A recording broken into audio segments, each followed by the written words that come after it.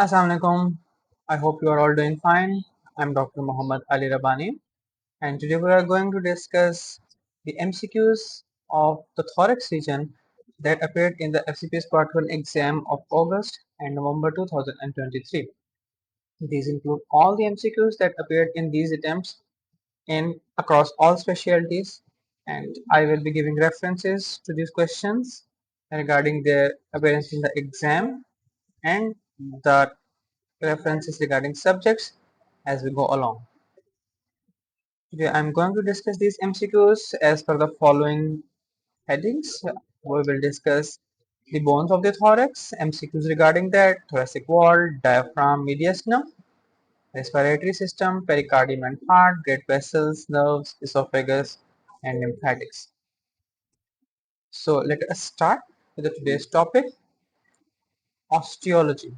So what are the MCQs that appeared in these exams, August and November 2023 attempt regarding the osteology? A 21-year-old male diagnosed with leukemia is scheduled for a bone marrow biopsy. Which of the anatomical site is the bone marrow biopsy typically harvested from in this patient? The options are clavicle, femur, sacrum, sternum, and tibia. The correct answer here is sternum. If we see that among these options, clavicle is subcutaneous and only sternum is subcutaneous. Sternum is a flat irregular bone that is present near the surface with easy access to bone marrow. And one thing that you must keep in mind, that with as a person is born, bone marrow is present in all the bones of the body. But as the person ages, especially as he or she crosses the mid 20s and so on, the bone marrow rapidly reduces in content from the long bones. It disappears from the long bones like tibia and humerus and femur, but it remains in the irregular bones. Then the question remains, which irregular bones are easily accessible and have less and have very safe surroundings, so that if the needle does not go exactly as planned, it does not have much effect. Okay, so there is most favored options are iliac crest, especially posterior spheric iliac spine, posterior iliac crest, and anterior part of the iliac crest. These are the first options: posterior spheric iliac spine, iliac crest, and the superior iliac crest. And because the surrounding areas are not as such of high, there is no heart or spinal cord or anything like that. Then comes the spinous process of vertebral column and sternum. Sternum is manubrium part is a good option. However, it is a little risky, as if a needle goes through and through, it can enter the mediastinum and the great vessels, and below it goes the heart is there. In children, if the option is given, you will pick tibia. It's a long bone with a medial surface that is subcutaneously placed. So in a person who is less than 1 year of age, tibia is a good place for taking a bone marrow biopsy. And if given all the options are given, iliac crest would have been a better answer than sternum. But if that was not given, then we can go ahead with this answer. The most common site of rib fracture is. That's a very commonly asked question, appear at least two times in these attempts. It is most commonly at the level of angle of the rib, just anterior to the angle of the rib. A patient, this question has appeared a number of times. A patient in the emergency room presents with a chest pain, and ECG and cardiac enzymes are normal. The thoracic cage X-ray is performed. Which of the following structure is a cartilaginous amphiarthros joint? So this type of question does not have anything much to do with the whole of the scenario. They're simply asking which of the following joints is cartilaginous amphiarthrosis joint. Okay, this is one of those questions where I have found it to be very frequently wrong in the MCQ books. So the correct answer, as per my understanding, is manubriosternal joint. I have seen a lot of books giving the costochondral joint as the correct answer, but in my understanding, the correct answer is manubriosternal joint. Let me give my explanation. Synarthrosis is a joint that does not move at all. That is called immobile joint. Amphiarthrosis is a joint that is partially mobile. Diarthrosis is a joint that is highly mobile. So if we explore these options, then costochondral joint option A is synchondrosis, is synarthrosis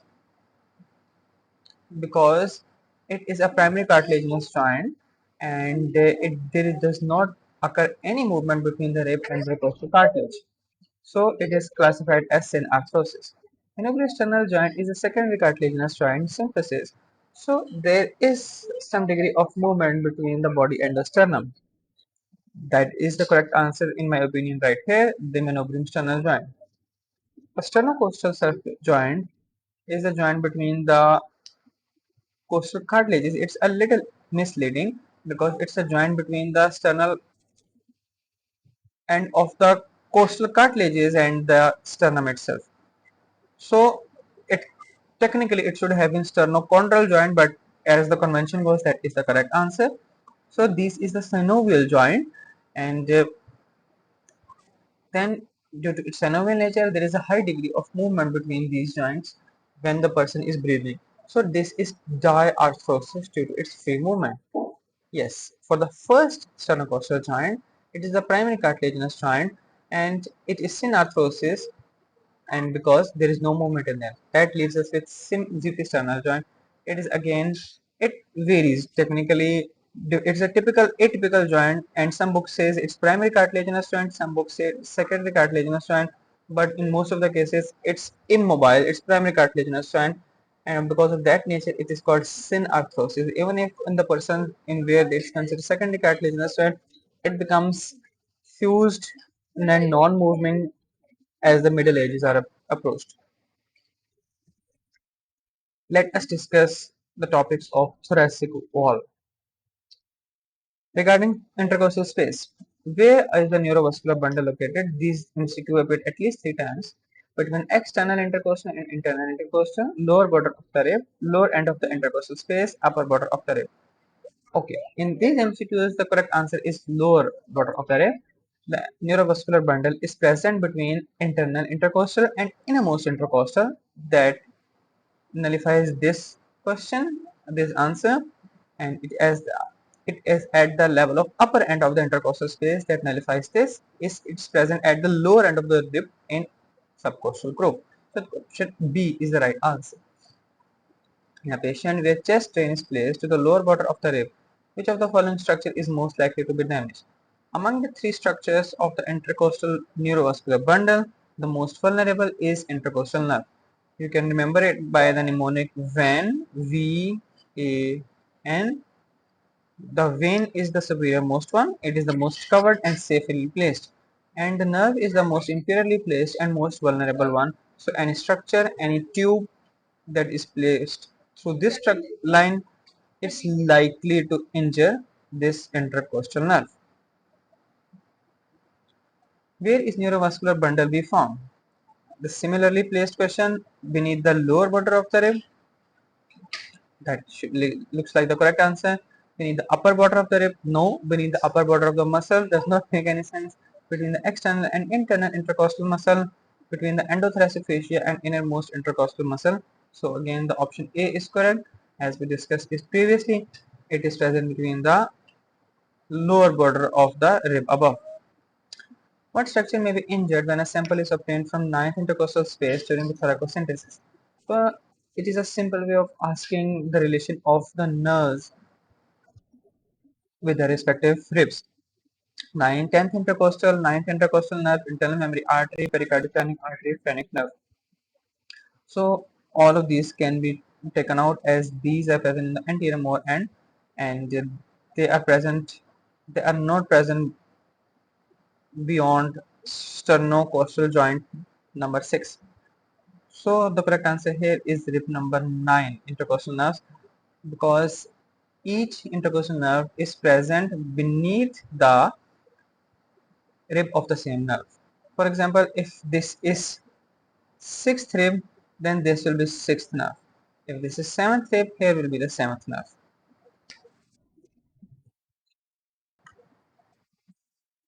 Talking about the muscles of the thoracic wall, which muscle is involved in quiet inspiration? Rectus abdominis, external intercostal, external oblique, internal intercostal. So among these, the correct answer is option B. Rectus abdominis and external oblique, these are the muscles of the abdomen playing their role in expiration, and internal intercostal has a role in expiration. So here is a picture that can help you memorize these things. For the inspiration, the major muscle is diaphragm. If you are given the options, all the muscles are given, the best option to pick up is diaphragm. That is the major muscle of inspiration, increasing the vertical diameter. And then it is followed by external intercostal. And for the forceful muscles, then there is a muscle that are attached on the upper end that will include the sternocleidomastoid, the scalenus group of muscles, the pectoralis minor that will be attached somewhere right here like this.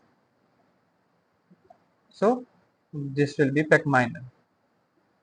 So these are the muscles that are going to be involved in forced inspiration. For the expiration, the major player is the elastic recoil.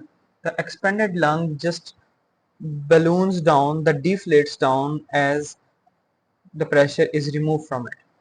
And then there is the gravitational fall down of the ribs, and the diaphragm, it recoils back to its original place.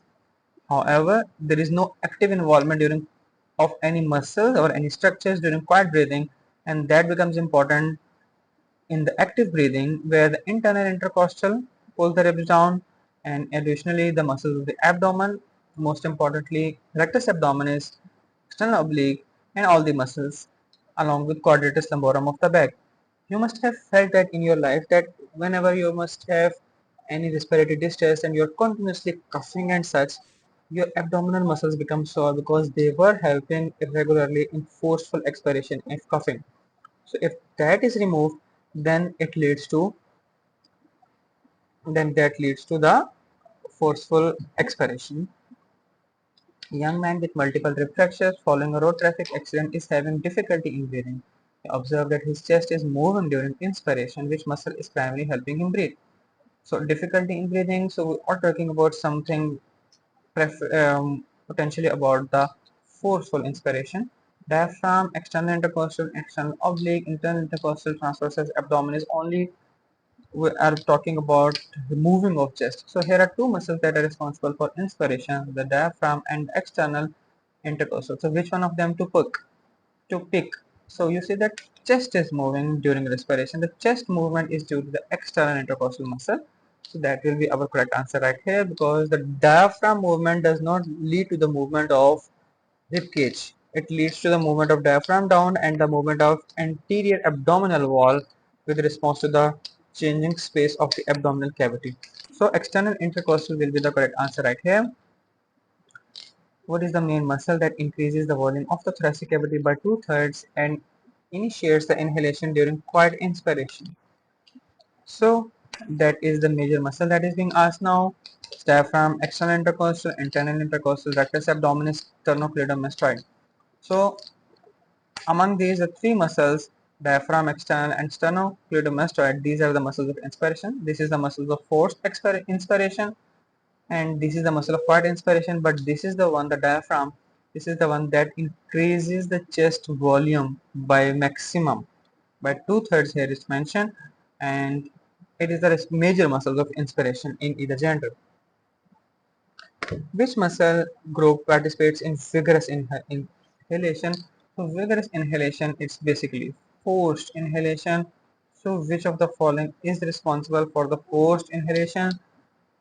That is not a very nicely constructed MCQ, at least on the basis of recall.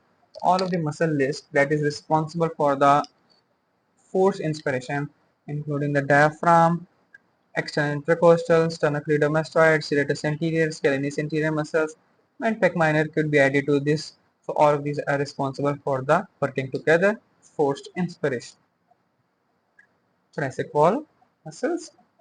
In an individual with typical respiratory function, which muscle plays a role in the process of forced expiration? Elastic recoil was responsible for quiet expiration. Rectus abdominis is present. Internal intercostal may play a role too.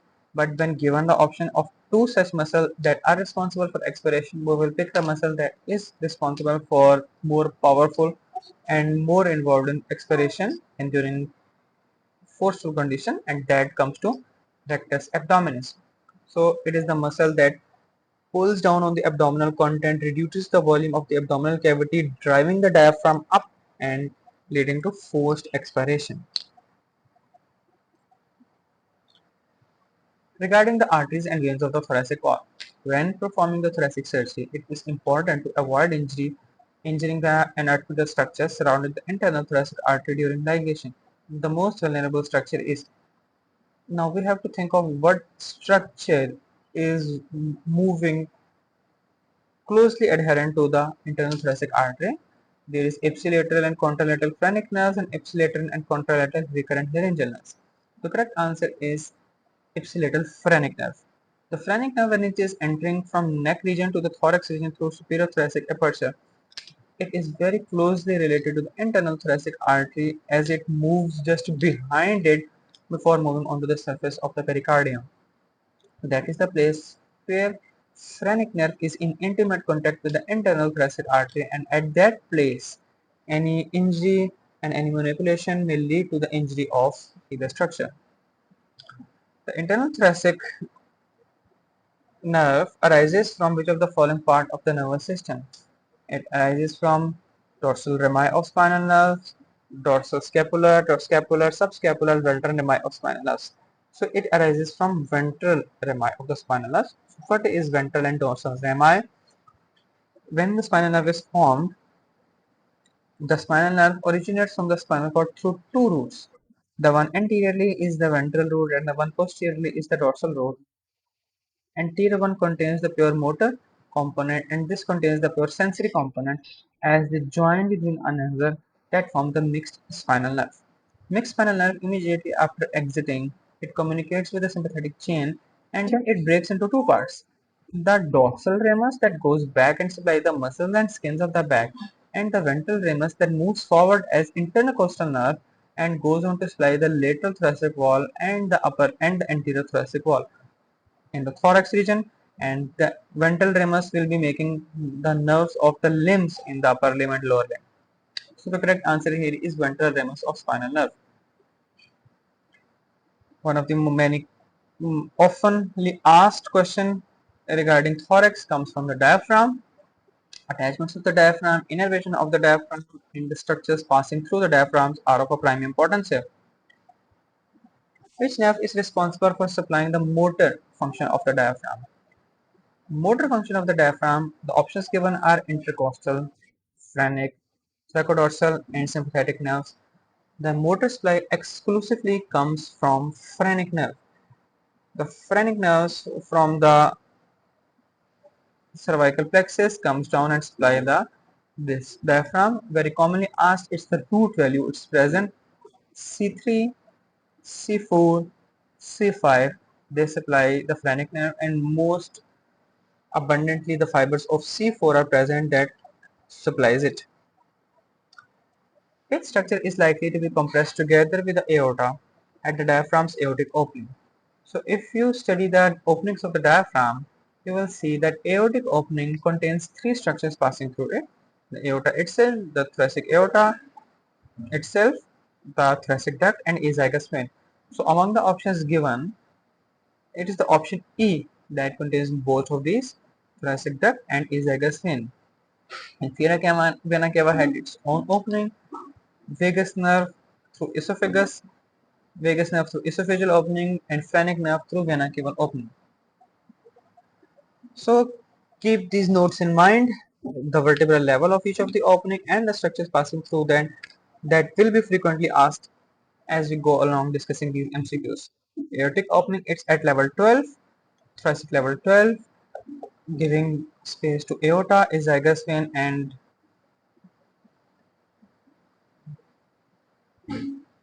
giving space to the aorta, azygous vein, and the sorry. Okay, aorta, azygous vein, and the thoracic duct.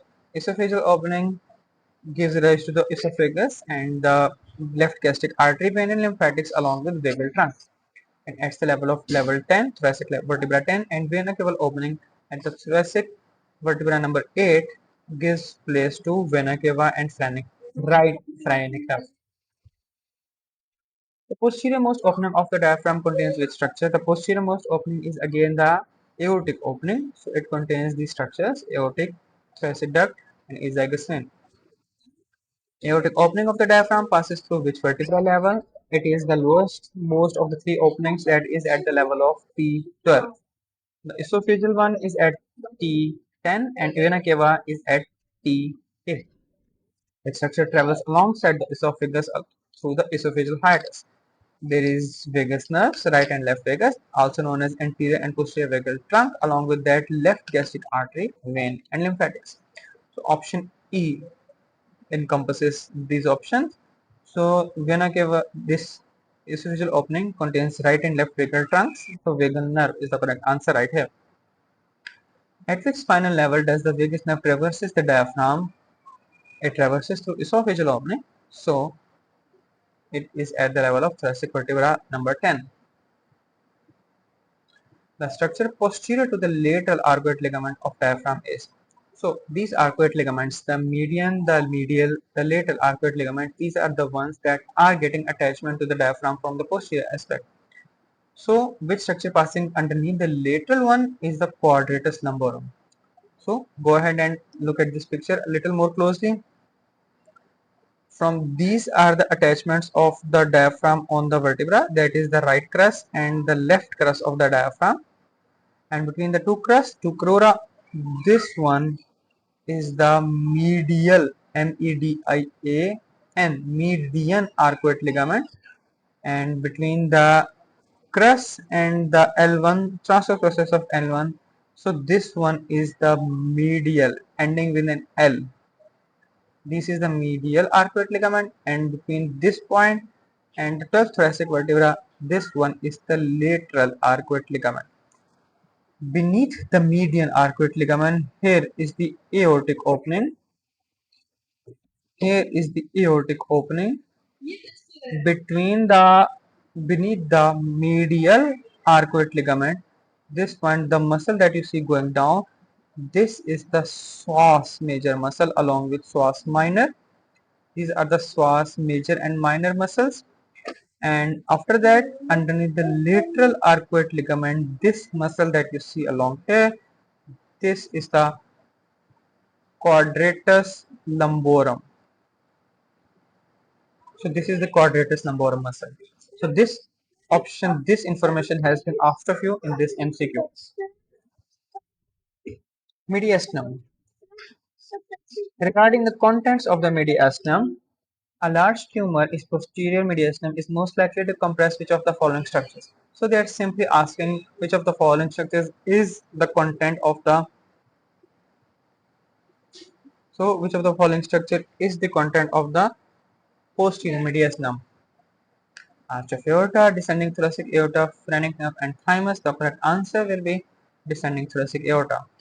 Arch of aorta will be the and content of the superior mediastinum. Phrenic nerve will be passing somewhere right here. It will be the content of middle mediastinum, and thymus will be present somewhere here. It's the content of the anterior mediastinum. Following a gunshot wound, the bullet penetrates above the manubrium sternal joint, manubrium sternal junction, and exits at the T4 thoracic vertebra. Which anatomical structure is likely to be least impacted? So it's a very simple question asked in a little confusing way. So the bullet is passing above manubrium sternal joint and exiting at T4 thoracic vertebra. So if you remember correctly, that the boundary between superior and inferior mediastinum started anteriorly at manubriosternal joint and posteriorly at T4, T5 disc between them.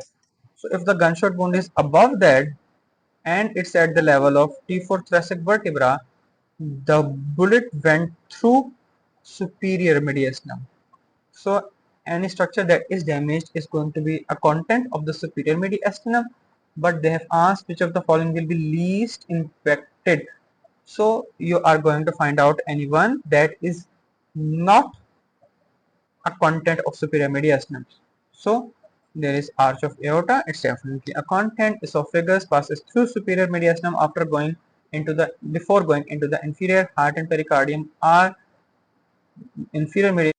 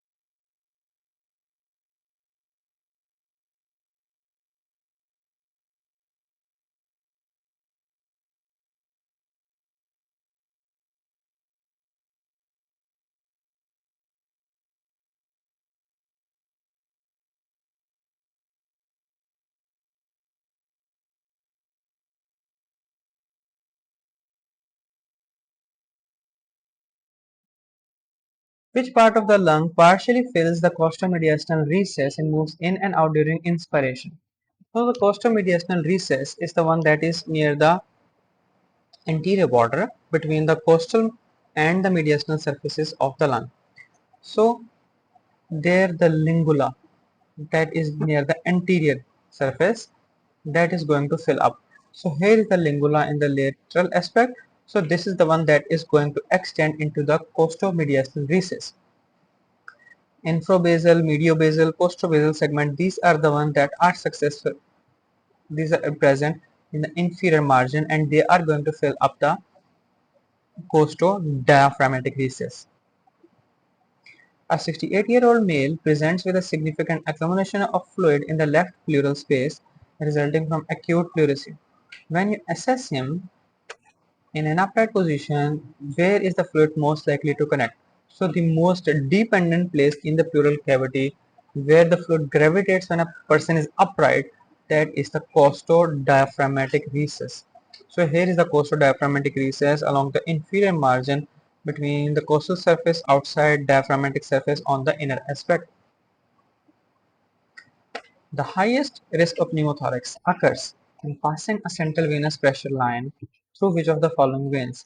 External jugular, left external jugular, right internal jugular and subclavian.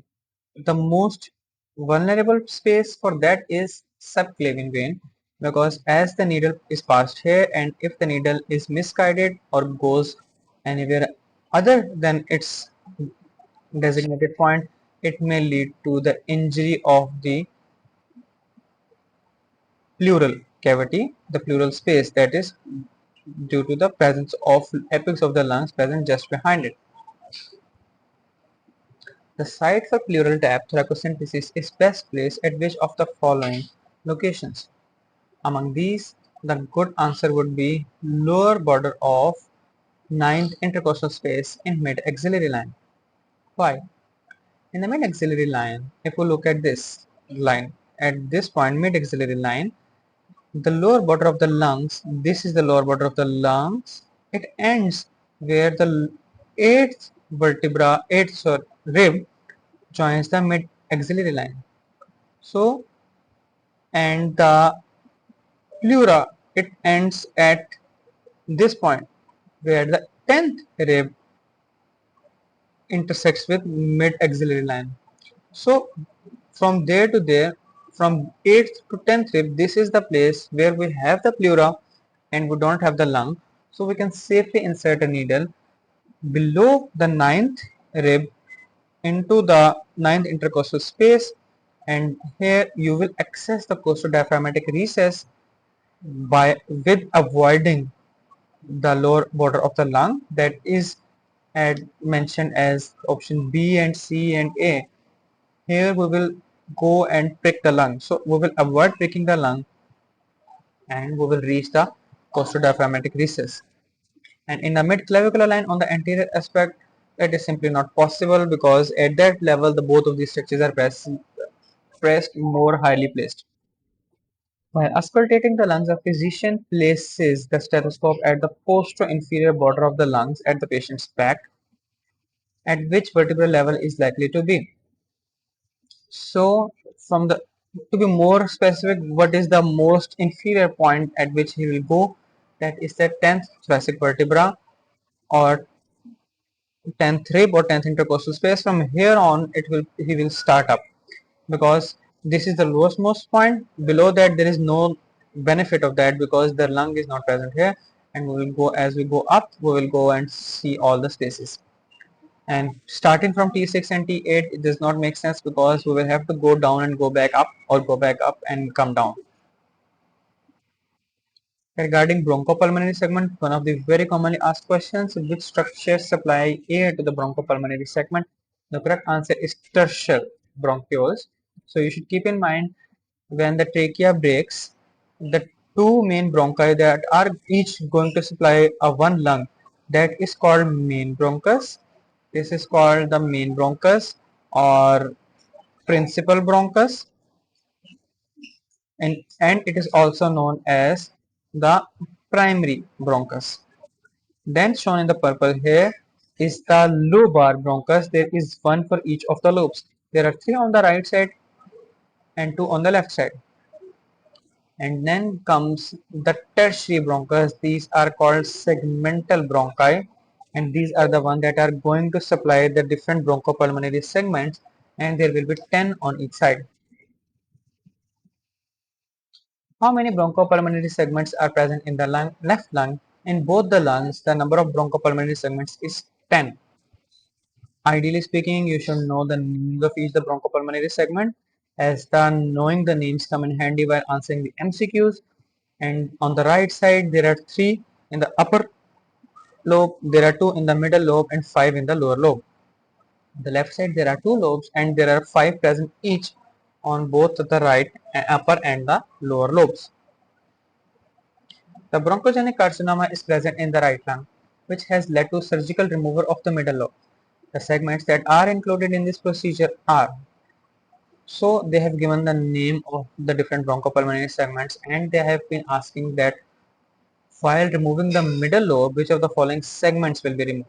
So you must ideally know which segments are present in the middle lobe, then you will go ahead and give your answer. So the two segments that are present in the middle lobe are medial and lateral segments. So these are the ones that are going to be affected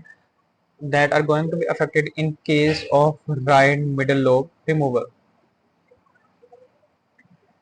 Again, a commonly asked question, a patient who has aspirated gastric contents while lying flat, which lobe is most likely to be affected? A very commonly asked question. When a person is lying on his back, which segment should be in which lobe are going to be most affected? So this question has been asked a number of times, and let's talk about the segment. If we talk about that, let's go at each level. When any structure that comes down, any foreign body that comes down, we're talking about the principal bronchi, it is more likely to go onto the right as compared to the left. Why? Because on the right, the bronchus is more in line with the trachea. The bronchus is increased in diameter, and it has an angle and in angle that is very much in line with that of the trachea. So a foreign body is more likely to go to the right. Now, regarding the different lobes, the upper, the middle, the lower, gravity dictates that it is more likely to go further down in the lower lobe. Now, the third option is next is the which segment. When a person is lying on the back, the bronchopulmonary segment that is opening towards the back, towards the posterior aspect, that will become gravitationally on the lower aspect. Think about a person lying on the back, the posterior wall, it's downwards in the gravity. So a foreign body running across the posterior wall is likely to drop down into the only bronchopulmonary segment that is opening on the posterior aspect of the lobar bronchus, and that is the apical segment of the bronchopulmonary segment. So if a person is lying in a supine position, the apical segment of lower lobe gets involved. As you can see here, it is marked as number 6. It is going towards the posterior aspect. All of them are on the lateral or anterior aspect. When a person is standing upright, the bronchopulmonary, it's likely to go into the one that is gravitationally down the line. That will be the 10th bronchopulmonary segment. If a person is on the right recumbent position, in the right lateral position, the posterior segment of the right upper lobe, in the left, the inferior lingual or upper lobe will be involved. This structure is located anteriorly to the root of the lung. Very commonly asked questions regarding the root relations of the root of the lung. The structure that is present anterior to the root of lung is phrenic nerve. We will talk about any right lung or left lung. The structures anteriorly to it are phrenic nerve and pericardophrenic artery. The vagus nerve is on the back. Esophagus is on the back. Recurrent laryngeal nerve is not related to the root of the lung, and brachiocephalic trunk is not related to the root of the lung. Which structure arches over the root of the right lung? For the right lung, the structure that is arching over it is azygous vein. As you can see in this picture, the root of the azygous vein arches over it. Over the left lung, the arch of aorta passes. that should be superior to it. Esophagus vein passes superior to the root of right lung, aorta posterior to it, phrenic anterior, vagus posterior to it. Which is the primary difference between the root of the right lung and the left lung? It is on the among the options given. The difference is the number of primary bronchi. The primary bronchi before entering the hilum, the right one breaks into two into the eparterial and hyparterial bronchus. On the left side, it remains a common one. So there is eparterial and hyparterial bronchus on the right side. There are two one and there is none one here, and that leads to another difference. And on the right side, the highest structure comes to be the bronchus, and on the left side, the highest structure comes to be the pulmonary vein. Which of where from where does the right bronchial artery originate? That is again a very commonly asked question. The right bronchial artery originates from the third posterior right intercostal artery. As you can see, the descending aorta is on a little left. The descending aorta is present on a little left, so the artery has to travel a distance and cross the midline before it supplies the bronchus. So the artery that is already doing so is the intercostal arteries, the right intercostal arteries. So this bronchial arteries on the left, it may come directly from the thoracic aorta as it goes and supply the trachea and bronchi. On the right side, this artery fuses with that of the right intercostal artery, and it then separates from that right intercostal artery, third posterior intercostal artery, before it becomes merges with that of the right bronchus. What segment of spinal cord is responsible for the main nerve supply of the lower respiratory system, specifically the bronchioles? The correct answer is T1, T4. Pericardium. Pericardium is the outer covering layer of the heart. Let's see what questions have been asked frequently about that. Which structure is likely to be embedded in a stap bone located in the left fifth intercostal space 4 cm deep, position lateral to the sternum? So the answer will be pericardium.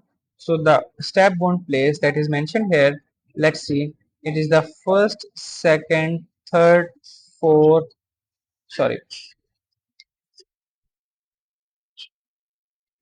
first, second, third, fourth, and fifth space. So here has the stap bone been. So which structure can be damaged here? The correct answer could have been the right atrium and the vena cava, the right atrium and the pericardium. So pericardium, the right atrium has not been given, and the pericardium nonetheless will be suffered first. So the pericardium will be the right answer here. Aorta is above, inferior vena cava below the diaphragm, and pleura is on the left one is given, and so on. Which is the optimal approach for performing pericardiocentesis? There are two correct answers in this particular MCQ. There are two approaches that can be used. One is the left fifth intercostal space, just left side of the sternum. This is the first, second, third, fourth, and fifth space. So this point, or sometimes this point too, can be used to approach the heart, to approach the pericardium. Why? Because this is the point because this is the point where the pleura is available as the costo-mediastinal recess, but the lung has receded back as the cardiac notch. So this is the place where you can pass through the costo-diaphragmatic costo-mediastinal recess without touching the lung itself. So it's the correct answer. And the other option is this one. And this is the angle between the lower sternal angle, and this is the angle xiphisternal angle. So here the needle can be passed and directed upwards towards the right shoulder, tip of the right shoulder, and here it can be safely passed to the pericardium.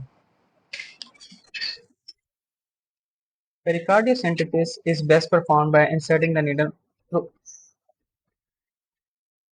which of the following locations? Again, the same option, same answer, the fourth and fifth intercostal space left to the sternum as we discussed in the MCQ before. Which artery serves as the origin for pericardiophrenic artery? Pericardiophrenic artery originates from the internal thoracic artery, and as it goes along, you should also, it's good option to read the other branches, the internal costal arteries that have frequently asked in the examination. The sensation of pain associated with pericarditis is transmitted by which nerve? So the sensory supply of the pericardium, fibrous layer of pericardium, it is by phrenic nerve. So the phrenic nerve, as the phrenic nerve goes down, it supplies the structures of the mediastinum as well as the central part of the diaphragm. So pericarditis is going to be sensed right here. Heart. Let us see what questions are frequently asked regarding the heart.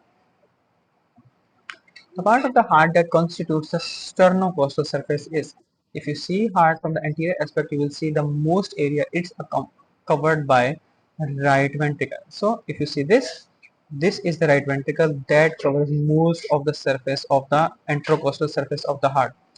So this is the correct answer. Yes, the right atrium is there. Yes, the left ventricle is there, but most area of the heart in this view, it is by the right ventricle. These are the notes that you can see. You should know the structures forming the right border, the inferior border, the left border, the apex, the internocostal surface, the diaphragmatic surface, and the posterior or basal surface. A stem wound injury at the sixth intercostal cartilage on the right side of the sternum would likely to pierce. It is likely to pierce the right atrium. As you can see, an injury at this aspect will lead to the right atrium. Which structure is affected by infarction of the right atrium? So any structure that is the part of the right atrium will be affected by it. There is moderator band, that is the part of the right ventricle. Papillary muscles is the part of ventricle. Pectinate muscle is the part of right atrium. Septomarginal band is the moderator band in the right ventricle, and trabecular carne are present in the ventricles too. So the correct answer will be pectinate muscles. So these are the rough muscles that are present on the anterior aspect of the right atrium. Which of the following is characteristic feature of the right ventricle? It has thicker walls as compared to the left. Wrong. Partial pressure of carbon dioxide decreases. Partial pressure of oxygen increases. Aorta arises from it. The pulmonary trunk arises from it. So that is the correct answer. The pulmonary trunk arises from it. That is going to supply the deoxygenated blood to the heart, to the lungs. Regarding coronary circulation, if we can narrow thorax down to the most important topic, that is the heart, and among that the most important topic is the coronary circulation, and here a most number of questions come from. The artery involved in which of the artery is involved in a patient with localized circumferential lateral wall myocardial infarction? On the lateral wall of myocardium, the structure that is damaged is will be left, that will be damaged due to the involvement of left circumflex artery. So this is the left circumflex artery that is going on the lateral aspect. If that is damaged, then this left surface and then going around the left surface again will be damaged. So the circumferential lateral wall, basically circumferential left lateral wall will be damaged, and that is due to the involvement of this artery, that is left circumflex artery. A patient comes in reporting chest pain and ECG indicates a myocardial infarction. Which artery is responsible for lateral wall myocardial infarction? Again, the same question, same answer. The correct answer will be left circumflex artery.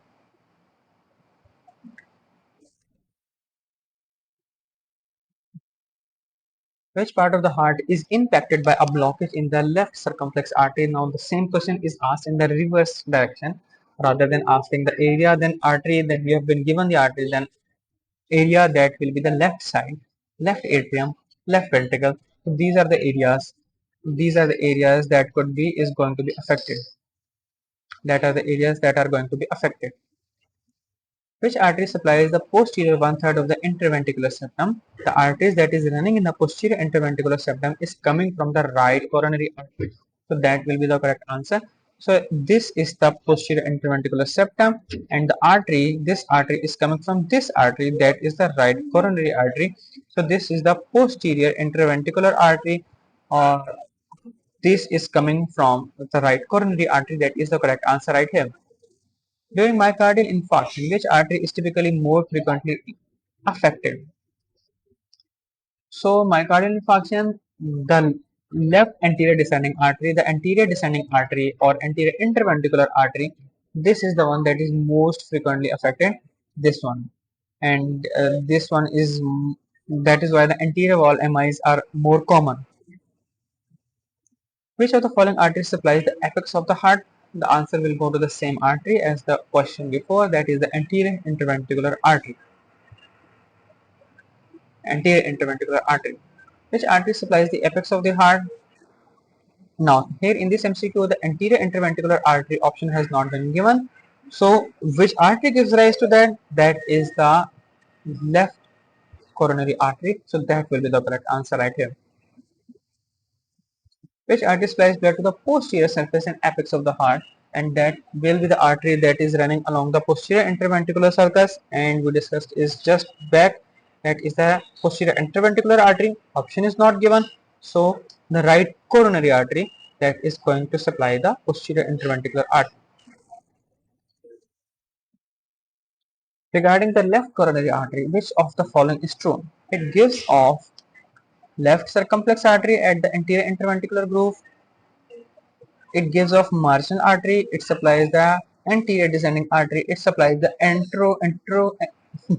it supplies the atrioventricular node in 80% individual. It supplies the SA node in 90% individual. The correct answer here is option C. It supplies anterior descending artery. Why the other options are not right? The first option says it gives off left circumflex artery at the anterior interventricular groove. So no, it gives right left circumflex artery before anterior interventricular groove. So that is not correct. It gives off marginal artery. The marginal artery is given off by this right coronary artery, not by left coronary artery. And there is another marginal artery that is by given by the left circumflex artery. Both of them not there. Option C is correct. It gives rise to anterior descending artery. It supplies the AV node in 90% of the individuals. No. The AV node is supplied by the artery that supplies the posterior interventricular artery. Here the AV nodal artery separates, and that in 90% or more of the individual is from the right coronary artery.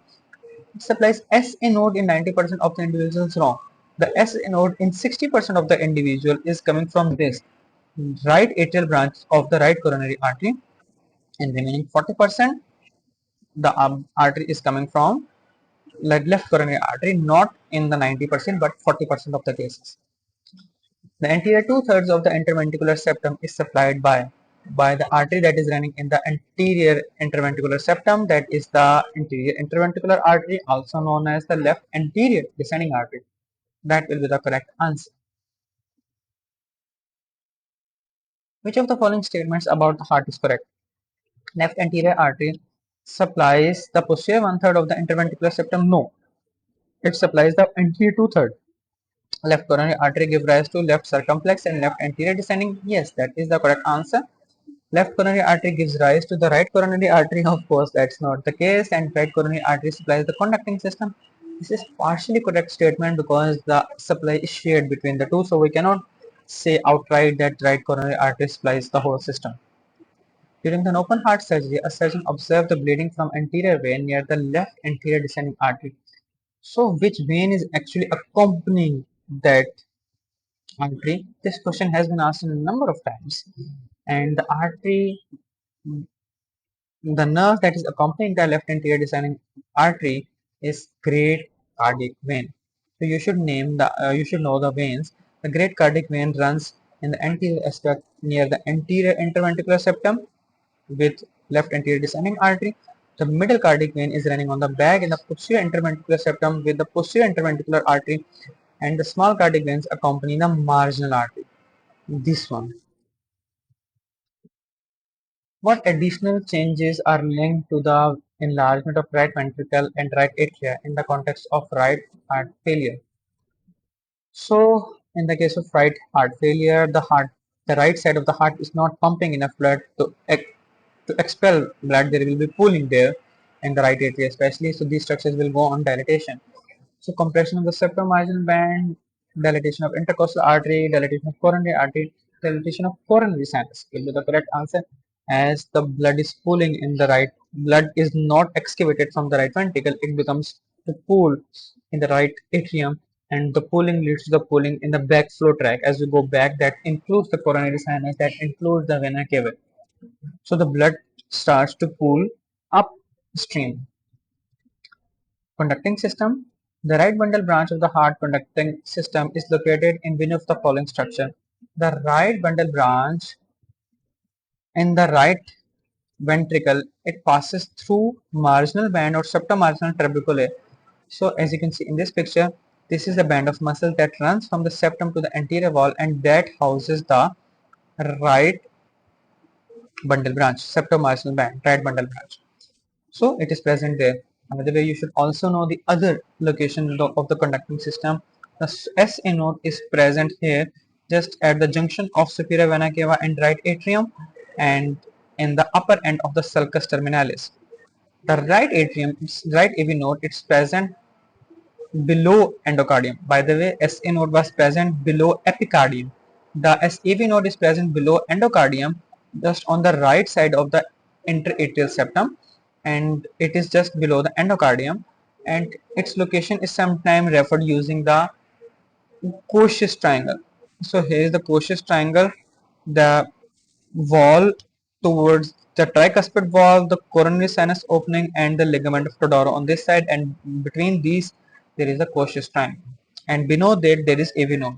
The AV bundle, as we discussed earlier, passes through the this AV bundle that passes through the opening in the cardiac skeleton and move to the membranous part of interventricular septum, and both bundle branches move on the endocardium on the either side of the septum.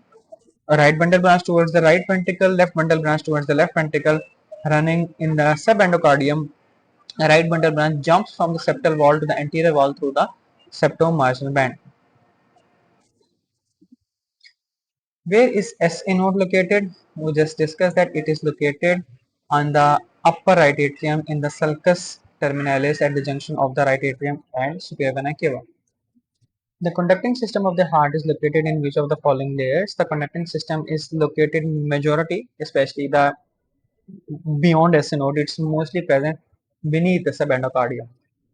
So left atrium below the subendocardium, the layer it is present throughout. We discussed this already.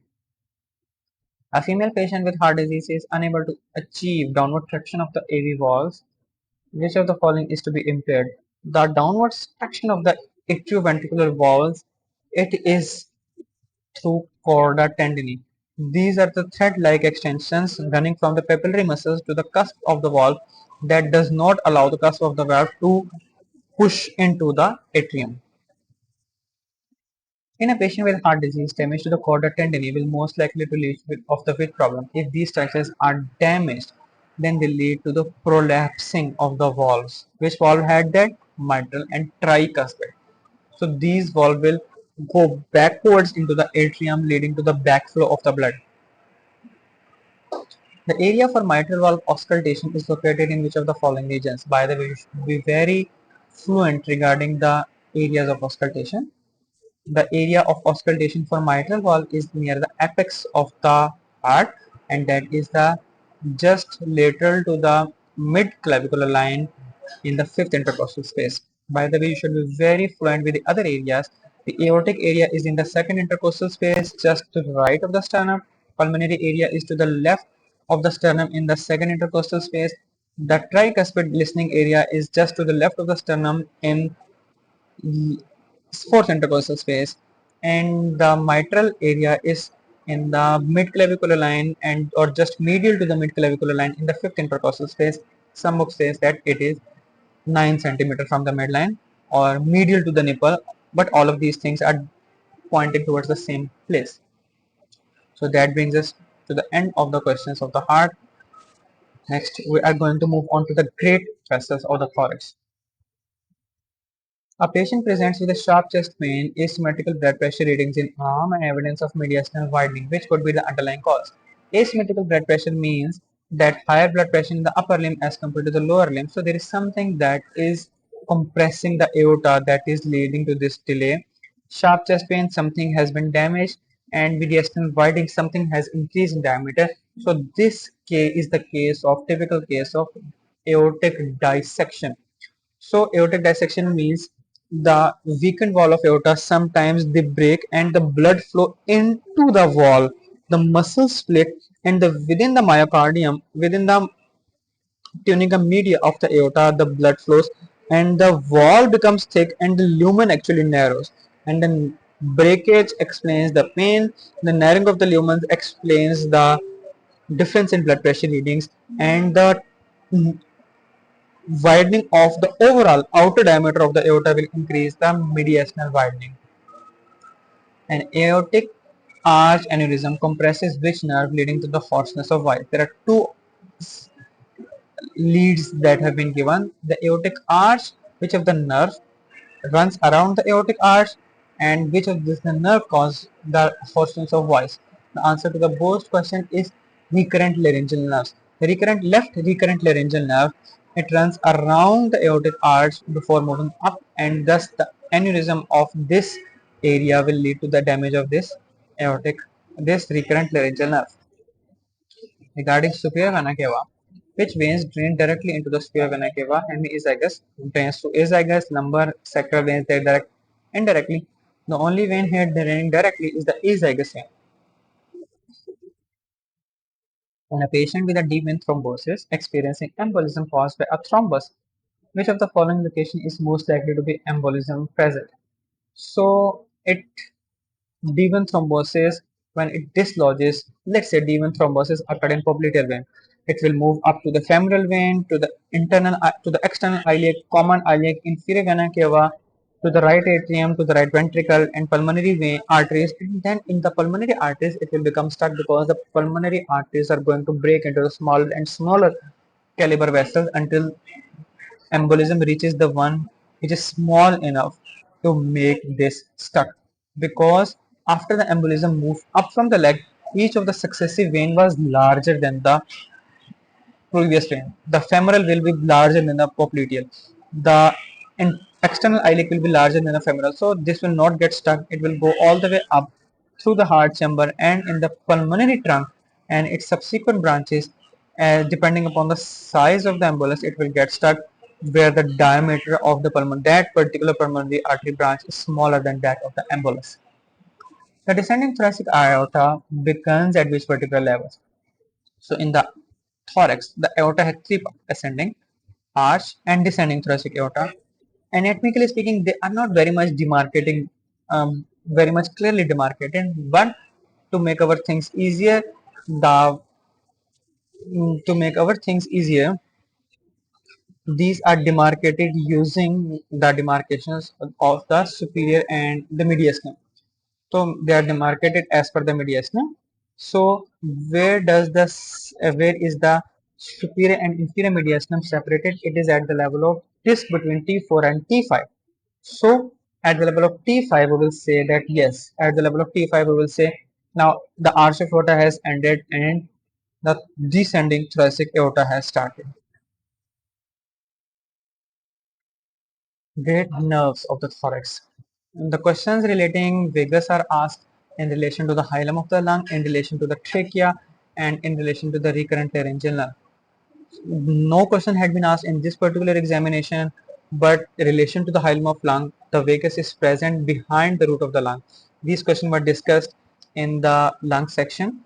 This is present on the right side of the trachea. The question comes in that aspect, was discussed in trachea, and the relations of the recurrent laryngeal nerve were asked with the aorta. That recurrent laryngeal nerve is damaged as it crosses beneath the arch of aorta.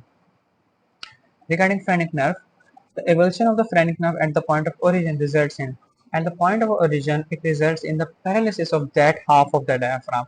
Right phrenic nerve will lead to the hemiparalysis of the right diaphragm. By the way, you should know what happens after that. If one half of the diaphragm is paralyzed, that will lead to the paradoxical diaphragmatic movement. For example, when a person inhales, the diaphragm has to go down and decrease the thoracic pressure. But if one half of the diaphragm is paralyzed and the person tries to take deep breath, then the healthy side goes down, the left side goes down, that leads to the intrathoracic pressure being decreased, and the paralyzed side will be passively pulled up because of the decreased thoracic pressure and because it cannot go down owing to the absence of the muscular activity. So that is the paradoxical movement of diaphragm that occurs in the hemiparalysis. The phrenic nerve accompanies each of the following arteries.